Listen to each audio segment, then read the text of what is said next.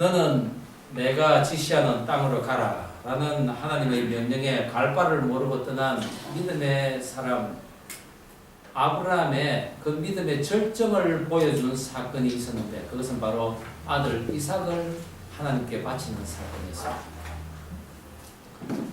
하나님께서는 아브라함이 100세, 사라가 90세에 얻을 아들 이름을 웃음이라는 뜻의 이삭이라 지어라 라고 하신 대로 노년의 믿음의 두 부부는 정말 그 아들로 인해 웃음을 지으며 행복한 삶을 살았을 것입니다.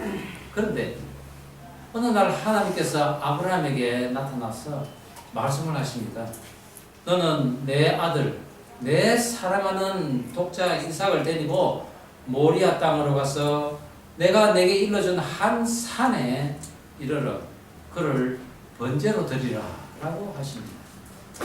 아니, 마른 하늘에 날벼락이 유부수지 어떻게 얻은 아들인데, 그리고 하나님께서 어떻게 주신 아들인데 그 아들을 이방의 제사인 그 이신제사를 드리라고 하는지, 그것도 하나님께서 지정하신 어떤 한 곳에 가서 번제로 드리라는데,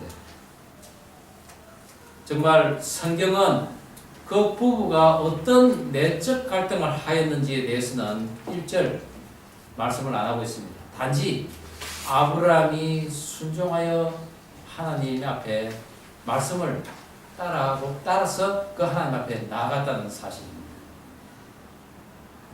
그런 아브라함은 번제로 드릴 이삭과 또 번제에 쓸 그 나무를 가지고 그가 살던 부엘세바에서 사흘 뛸 때는 그 하나님이 택하시고 지정하신 모리아 산으로 갑니다. 그리고 그 산 아래에 이르러 함께 간 사환에게 나와 내 아들은 저 산에서 하나님께 경배를 하고 돌아오리니 너희들은 여기서 기다리라고 하며 번제에 쓸 나무를 이삭에게 지우고 산으로 올라갑니다. 아버지, 번제에 쓸 양은 어디 있습니까?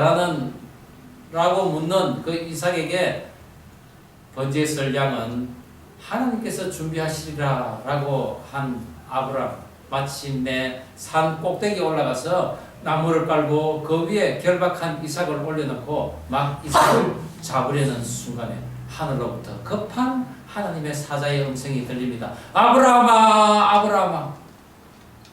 당연히 기다렸다는 듯이 아브라함은 예, 제가 여기 있습니다 라고 합니다. 그런 아브라함에게 하나님께서는 그 아이에게 손을 대지 말라, 그 아이에게 아무 일도 행하지 말라라고 합니다. 그리고 너가 이같이 행하였으니 내가 내게 큰 복을 주리라. 내 씨가 크게 번성할 것이요 내 씨가 그 대적의 성을 차지하리라 라고 합니다. 결국은 대적의 문을 차지할 그 복을 아브라함의 후손 이삭에게도 물려줄 수 있는지 시험을 하신 그 하나님이 준비하신 양을 번제로 드린 아브라함의 그 모리아 산에서의 제사가 나중에 인류 구원의 역사가 일어날 그 엄청난 사건이 일어날 것을 하나님 외에는 그 누가 알았을까요? 오늘 하나님께서 이스라엘 백성들에게도 너희가 이제 가나안 땅에 들어갈 것인데 내가 그 가나안의 한 장소를 택하여서 그곳에서 너희가 제사를 지낼 것이라고 하십니다.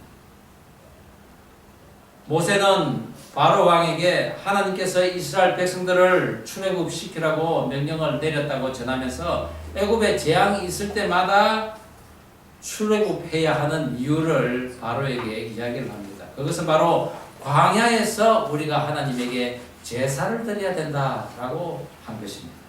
그러나 출애굽의 진정한 이유를 몰랐던 광야 1세대들은 광야에서 다 엎드러지고 하나님께서는 그 광야 2세대를 강성케 하여서 이제 발바닥으로 밟는 모든 땅을 주리라고 하며 그들을 가나안 땅으로 인도하십니다. 그리고 너희들이 그 가나안 땅에 들어가서는 먼저 할 일이 축복과 저주를 선포하는 일이라고 하십니다. 축복의 자리에서 말씀을 저버리면은 저주로 빠질 수 있음과 또한 저주의 자리에서 일지라도 진정으로 회개하고 하나님 앞에 나와서 그 말씀을 붙든다면은 너희들은 다시 축복의 길로 들어설 수 있다는 것을 알려주는, 즉 구원에는 변함이 없음을 에발산과 거리심산을 통해서 하나님께서 보여주신 사건입니다. 하나님의 바람은 하나님께서 예비한 그 축복을 그들이 그 땅에서 오래 누리는 것이었습니다. 그리고 그 길은 애국과 그리고 하나님을 반역한 자들이 당한 그 심판을 너희들이 기억하는 것이며, 또한 그것을 통해서 자녀들에게 언제나 하나님의 말씀을 잘 가르쳐서 지키게 하는 것이었습니다. 그것을 위해서 오늘 하나님께서는 지금까지 광야에서 이리저리 옮겨 다녔던 그 성막의 제사가 아니라 이제는 하나님이 택하신 어느 한 곳에서 드리도록, 그리고 너희들은 그 제사를 드릴 때 여호와 앞에서 즐거워하라고 하셨습니다. 오늘 저는 이스라엘 백성들이 차지할 그 가나안의 제사의 장소를 택하시고 그곳에서 제사를 드리며 즐거워하라는 그 하나님을 살펴보면서 오늘날 우리가 지켜야 할 그 예배의 자리는 어떤 모습인지 함께 은혜를 나누고자 합니다. 하나님께서 택하신 예배의 자리, 그 첫 번째는 하나님의 이름을 두시려고 택하신 자리라는 것입니다. 오늘 본문 12장 5절 말씀 다시 한번 한 목소리를 읽어보겠습니다. 오직 너희의 시작. 오직 너희의 하나님 여호와께서 자기의 이름을 두시려고 너희 모든 지파 중에서 택하신 곳인 그 계실 곳으로 찾아 나아가서, 하나님의 이름을 두신다는 것은 하나님의 전 존재를 그곳에 두시겠다는 것입니다. 즉 하나님의 특성과 속성 그리고 하나님의 평판, 하나님의 그 이름이 그 자리에 나타나는 것을 의미합니다. 즉 성막에서 금으로 싼 성막의 기구들이 상징하는 그 하나님의 거룩하심과 은혜 성질인 죄 없으심, 그리고 노새 성질인 그 죄에 대한 심판하심 등 하나님의 완전하심이 그 예배에서 나타나는데, 그곳에서 너희들이 예배를 드려야 한다는 것입니다. 그런데 이스라엘 백성들이 차지할 그 가나안 땅은 우상의 전이 가득했습니다. 높은 산이나 낮은 산 그리고 숲이 우거진 곳에는 어김없이 우상의 산당들이 있었는데, 하나님께서는 그곳에 있는 바알산과 아세라상을 다 멸하고 그리고 그 우상의 전들을 파멸하라고 하셨습니다. 이 파멸이라는 히브리어는 아바드인데 이 성경 본문에는 아바드라고 두 번이나 계속 나옵니다. 즉 그것은 우상의 전들을 파괴하고 또 파괴하라고, 완전히 파괴하라는 것입니다. 그리고 그곳에 있는 우상의 이름들을 또한 완전히 멸하라고 했습니다. 그래 해야만 하나님의 이름을 그곳에 두시겠다라는 것이었습니다. 높은 곳에 신전을 세워서 그들의 신과 조금 더 가까워지고, 또한 그들이 섬기는 신의 그 위대함을 나타내기 위한 그 이방인들, 또한 낮은 산, 풍광이 뛰어나는 곳에 또 숲이 우거진 곳에 그들의 우상의 신전을 세워서 그들의 소유물로 취급하며 살아가는 그 땅에 하나님의 이름이 함께 할 수 없었기 때문입니다. 초창기 가나안에 입성한 이스라엘 백성들, 사실 여호와 성전보다는 그들이 먹고 살 경작지를 개간하기에 바빴습니다. 그러다가 쫓아내지 못한 족속들이 그들의 옆구리에 가시가 되어서 그들을 찌르는 그런 형국이 되어버렸습니다. 그러다 믿음의 사람 다윗에 의해서 마침내 국가가 통합이 되고, 또한 하나님의 성전을 지어야겠다는 그의 간절한 마음으로 인해 그의 아들 솔로몬이 마침내 하나님의 성전을 그 땅에 세웠습니다. 그런데 여호와의 성전이 있었음에도 불구하고 많은 유대의 왕들은 하나님 앞에서 정직히 행하였으나 산당은 제하지 않았더라 라고 성경은 이야기하고 있습니다. 그 많은 왕들의 이름을 몇 명 살펴보면은 솔로몬 왕, 그리고 아사 왕, 여호사밧, 요아스, 아마샤, 아사랴, 요담 같은 왕들이었습니다. 예루살렘 성전이 세워지기 전에 제사를 드리는 관습이 물론 있었고, 또한 먼 곳 예루살렘까지 가지 못해서 자기 성에서, 그리고 기존에 그 남아있던 우상의 산당들에서 제사를 드리던 그런 모습들이 은연중에 일반화되어 버린 것입니다. 또한 그곳에서 행해지는 음란한 우상의 제사를 그들이 더욱더 기뻐했기 때문입니다.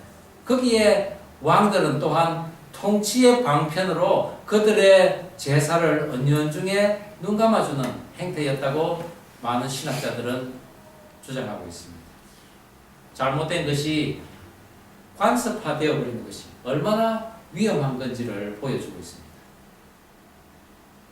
높은 곳, 좋은 곳을 소유하고픈 그 욕망, 그런 욕망 때문에 하나님께서 제시한 장소가 아니라도 무관하다는 것입니다. 그리고 하나님의 공의와 그 품성이 있지 않아도 괜찮다는 것입니다. 그런 그들의 소원이 지금 그대로 이루어진 것입니다. 하나님의 이름을 두시지 않아도 상관이 없는 것입니다. 그래서 오늘날 교회를 자기의 필요에 따라 찾아다니는 사람들이 많이 있습니다. 이곳 보스턴에는 일부 교민들이 거주하고 있지만 이동이 잦은 유학생들이 많은 편입니다. 특히 명문대가 밀집한 곳이라 보니 많은 사람이 단기간에 그 목표를 향해 매진하려는 그런 목적이 분명합니다. 그렇다 보니 이런 작은 개척 교회의 예배는 정말 그들에게 무언가를 감당해야 할 것만 같은 부담으로 다가오는 것입니다. 그래서 사실 저희와 같은 이런 개척 교회는 힘이 드는 것이 사실입니다. 그런 가운데서도 사실 우리 교회를 섬겨주시는 여러분들이 얼마나 고맙고 기도가 되는지 모릅니다. 그런 마음으로 개척 5년이 지나가고 있는데 이 교회 초창기 멤버인 한 자매로부터 기쁜 소식을 전해 들었습니다. 그 몇 년 전에 그 자매가 이 교회에 올 때 함께 또 전도해온 그 청년이 이 교회에 처음 왔는데 그 청년은 교회가 처음이었다는 것이죠.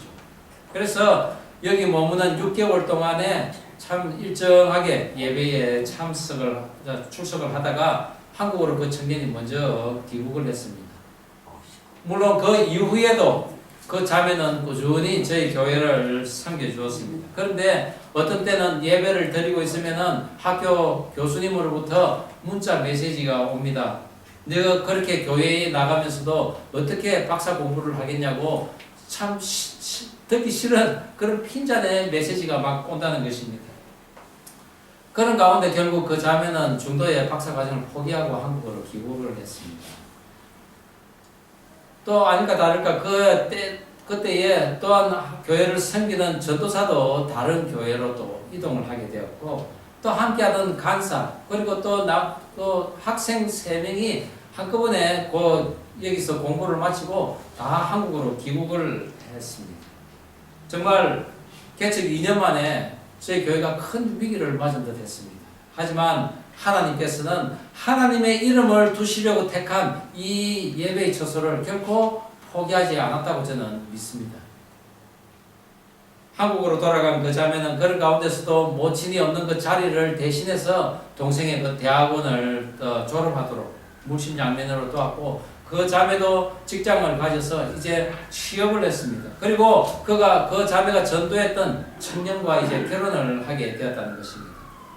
두 커플 모두 중견기업에 취업을 하게 되었고 그리고 이제 어느 정도 안정기에 접어들면서 이제 결혼을 하겠다고 그래 연락을 한 것입니다.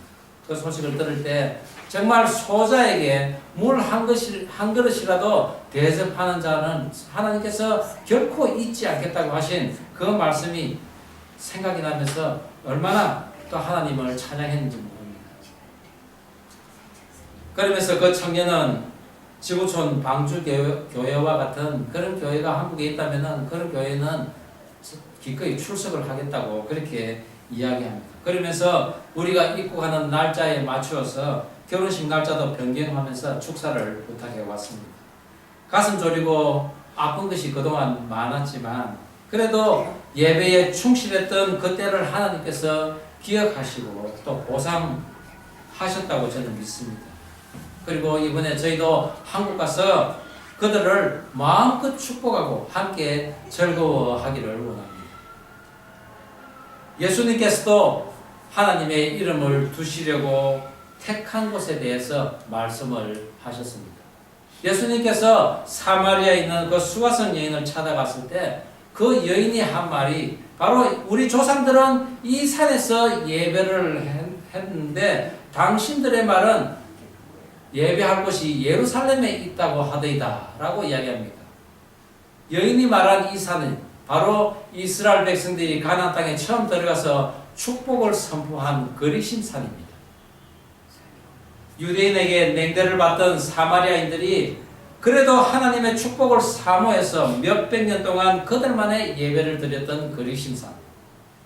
또 한편으로 바리새인과 서기관 그리고 제사장들이 그들만이 제사를 드리던 예루살렘 성전, 이곳에 하나님이 계시다고 예배를 드렸던 그 예루살렘. 그러나 예수님께서는 이 산에서도 말고 예루살렘도 말고 오직 너희가 하나님께서 예배할 때가 이르리라. 그리고 영과 진리로 예배하는 자들만이 그 예배에 온전히 하나님을 만나리라고 말씀하십니다. 그것이 요한복음 4장 23절에 예수님께서 이렇게 말씀하십니다. 아버지께 참되게 예배하는 자들은 영과 진리로 예배할 때가 오나니 곧 이때라. 아버지께서는 자기에게 이렇게 예배하는 자들을 찾으시느니라. 영과 진리로 예배드린다는 것은 어떤 모습일까요? 그것은 곧 오늘 본문에서도 우리가 살펴볼 수 있습니다. 자신의 헌신함을 드리는 번제, 그리고 자기 잘못으로 배상해야 하는 그런 속죄의 희생제물을 드리고 살아있음에 감사하고 일을 할 수 있는 건강을 주심에 또한 감사해서 그것으로 수확한 11조를 드리는 것, 그리고 주신 이도 하나님이시요 그것을 또한 하나님에게 드리는 모습의 거제를 또 드리고 자원함으로 드리는 서원제와 낙헌제를 드리는 것, 이 모든 것은 곧 우리들의 헌신을, 우리들의 죄를, 그리고 우리들의 감사와 우리들의 자원함을 가지고 제사에 임해야 된다는 것을 의미하는 것입니다. 이 모든 것을 하나로 모은 것이 바로 우리들의 상한 심령입니다. 하나님께 일심으로 순종했는데 가장 귀한 아들을 취하여 간다고 했을 때 아무 말도 못하고 묵묵히 하나님의 명령을 따랐을 그 아브라함과 사라의 마음을 묵상해 보면서 우리가 다 그런 말 못할 아픈 심정을 가지고 예배의 자리에 나가고 있지 않나, 저는 그렇게 생각합니다. 시편 기자는 그래서 이렇게 고백을 합니다. 우리 시편 51편 17절 말씀을 우리가 한 목소리로 다시 한번 읽어보겠습니다. 하나님께서 시작. 하나님께서 구하시는 제사는 상한 심령이라. 하나님이여 상하고 통회하는 마음을 주께서 멸시하지 아니하시리라. 저와 여러분, 하나님의 이름을 두시려고 택한 곳은 바로 우리의 상한 마음이 있는 곳입니다. 우리의 마음이 통회하는 곳입니다. 그리고 하나님의 자비를 바라는 기도하는 곳입니다. 그런 곳에서 예배하며 하나님의 시험이 끝나면 이제 웃을 수 있는 그런 복된 날을 살아가는 저와 여러분 되기를 주의 이름으로 축원합니다.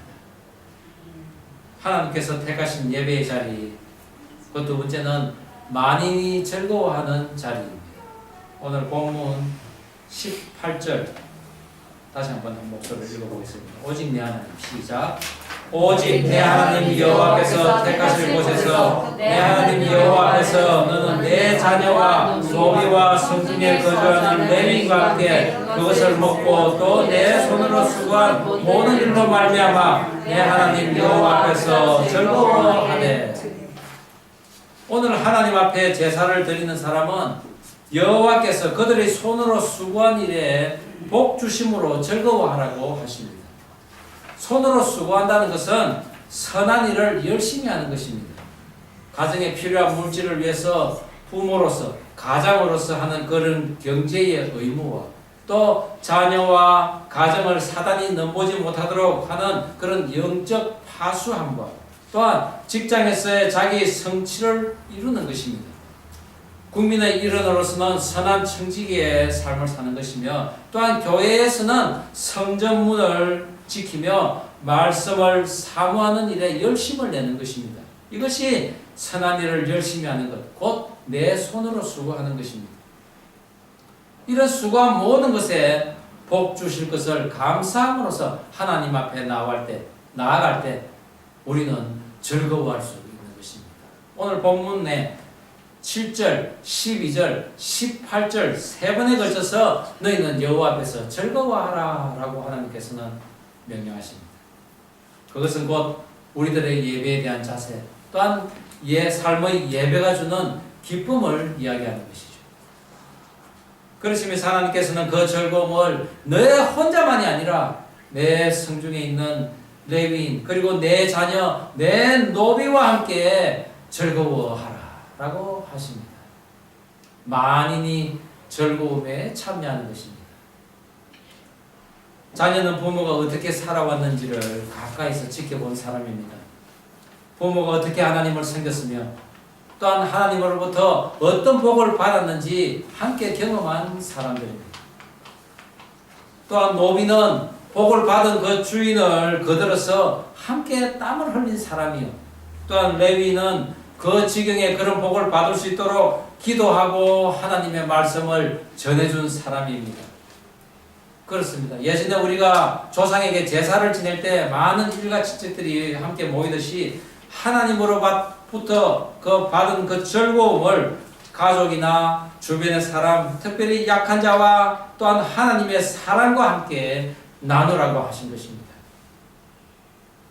그러나 가나안 땅에 들어간 후에 하나님의 중앙 성소는 베델과 또 실로, 세겜 등을 거쳐서 예루살렘으로 옮겨졌습니다. 가나안 땅은 우리나라 경상남북도를 합친 정도의 땅입니다. 광야 비좁은 곳에서 천막 생활을 하다가 이제 가나안 땅에 들어가서 200만 인구가 전 국토에 흩어져서 살게 됐는데 중앙 성소는 그만큼 멀리 떨어져 있기에 이제 자기의 처소에서도 고기를 먹으며 즐거움을 누리도록 하나님께서 하신 것입니다. 물론 광야 시절에도 각 집마다 수많은 짐승이 있었지만은 반드시 제사용으로 생막에서만 잡으며 그것만 먹을 수가 있었습니다.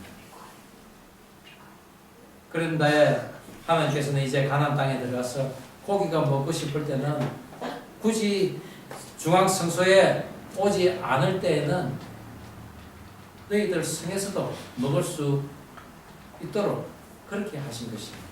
그것은 즐거움을 중앙 성소에서뿐만 아니라 각자의 지경에서 누릴 수 있도록 하신 것인데 그것은 곧 우리가 교회의 예배에서 즐거움을 누릴 뿐만 아니라 일상의 삶에서도 즐거움을 누리라라는 말씀인 것입니다. 저는 저와 여러분도 예배의 즐거움뿐만 아니라 일상의 삶에서도 즐거움을 누리기를 주의 이름으로 축원합니다. 우리 옆 사람에게 축복하면 좋겠습니다. 예배의 즐거움을 누립시다.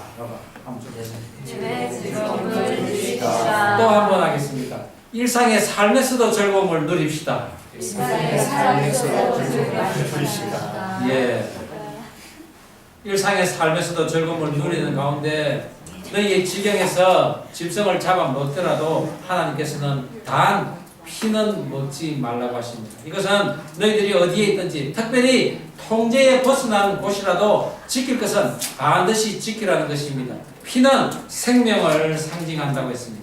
생명을 주신 하나님을 경외하면서 또한 생명을 존중하는 자세를 가질 것을 당부하셨는데 그것이 바로 하나님이 택하신 곳에서 즐거워하는 성도들의 마땅한 모습이었던 것이죠.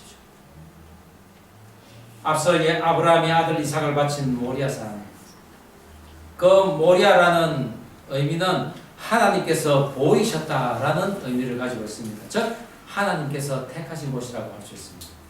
그런데 이 모리아 산이 특별한 곳이라는 것을 역사적으로 보여주고 있습니다. 다윗이 통일 왕국을 이루는 가운데 압살롬과 베냐민의 자손 세바가 반역을 합니다. 이런 두 번이나 왕을 반역하는 일에 하나님께서는 이것은 하나님을 반역하는 것이라고 하며 하나님께서는 이 백성들을 치리하기를 원하셨습니다. 그러던 차에 하나님께서 다윗의 마음을 격동시키시고 다윗에게 인구 조사를 또 하게 합니다.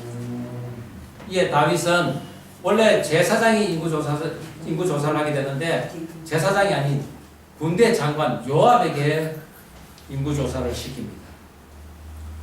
이 인구 조사는 전쟁을 위해서 또 왕권 강화와 또 세 번째는 인구수에 따른 그 속전셈을 거두어서 성소에 봉헌토록 하기 위함인데 당시에 다윗은 태평성대를 이룰 때입니다. 그런데 굳이 백성의 수를 조사한 것은 자신의 힘을 과시하고 또한 번영의 근거가 바로 자신에게 있으며 자기가 믿는 것은 오히려 하나님보다는 군사력이지 않았나 그것을 과시하기 위함이었다는 것입니다. 이로 인해 하나님께서는 3일 동안 이스라엘 백성들에게 온역이 퍼지게 하여서 죽은 자가 7만 명이나 되었습니다. 그리고 여호와의 사자가 이제 예루살렘을 멸하려고 향해 섰을 때 그때 천사가 선 곳이 바로 아라우나 타작마당입니다. 이에 다윗은 아라우나에게 가서 제사에 소용되는 모든 제비용을 지불하고 그리고 그 땅을 사서 그곳에서 하나님께 번제와 화목제의 제사를 드립니다. 그리고 재앙은 멈추었습니다. 또한 이곳은 예루살렘 성전이 세워진 후 수많은 시간 동안 자신들의 이익을 위해서 성전을 차지해온 자들에 의해서 하나님의 말씀이 업신여김을 받은 곳으로서 온 인류의 죄를 사하기 위해 이 땅에 오신 하나님의 아들이신 예수 그리스도께서 십자가를 지시고 그 십자가가 세워진 골고다 언덕 그곳이 바로 이 모리아 산이었다는 것입니다. 그곳에는 하나님의 상한 마음이 있었고 그 하나님의 마음에 동참된 세 여인과 제자 요한의 상한 심령들이 또한 있었으며 결국은 예수님의 부활 소식을 전하는 즐거움이 또한 그곳에 있었던 것입니다. 베드로전서 4장 13절에 오히려 너희가 그리스도의 고난에 참여하는 것으로 즐거워하라. 이는 그의 영광을 나타내실 때에 너희로 즐거워하고 기뻐하게 하려 함이라. 하나님이 택하신 곳에 예수님의 그 고난으로 말미암아 이제 재앙이 멈추고 구원의 축복이 시온으로부터 흘러나와 온 세계 곳곳으로 퍼져나갔습니다. 오늘 저와 여러분이 앉아있는 이 예배의 처소가 하나님이 택하신 하나님의 이름을 두시려고 한 예배의 처소임을 믿으시기 바랍니다. 그러므로 말미암아 하나님 주신 복으로 인해 즐거워하고 또 즐거워하는 그런 인생 살아가는 저와 여러분 되기를 주의 이름으로 축원합니다. 기도하시겠습니다. 우리 이 시간 다 함께 기도하면 좋겠습니다.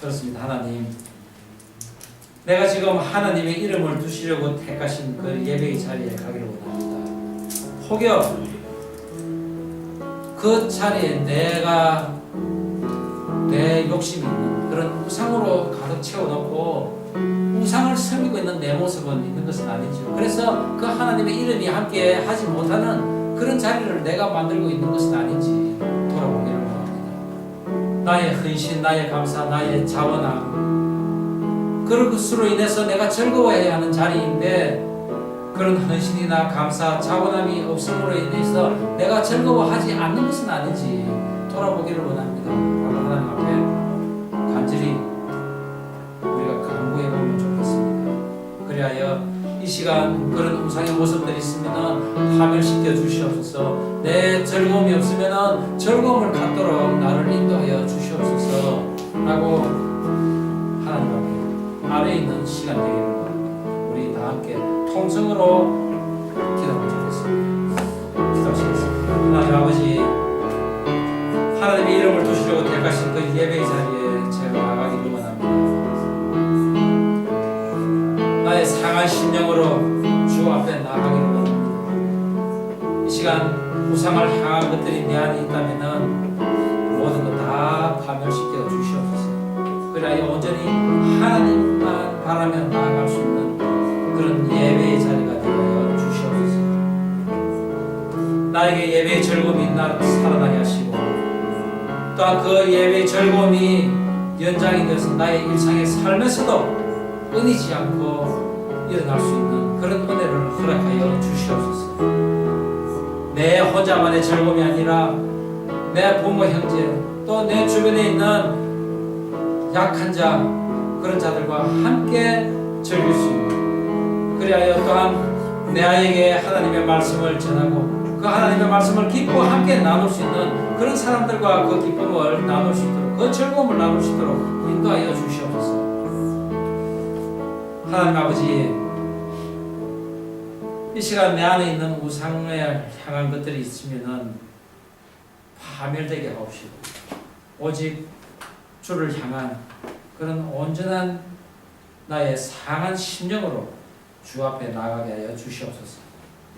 드려지는 예배의 자리에 즐거움이 있게 하시고 그 즐거움이 나의 일상생활에서 끊이지 않도록 은혜 내려 주시옵소서. 주님이 지신 그 십자가의 자리에 제 자신이 섬으로써 모든 재앙이 물러가고 영생의 기쁨이 샘솟듯 일어나는 그런 인생 살게 하여 주시옵소서.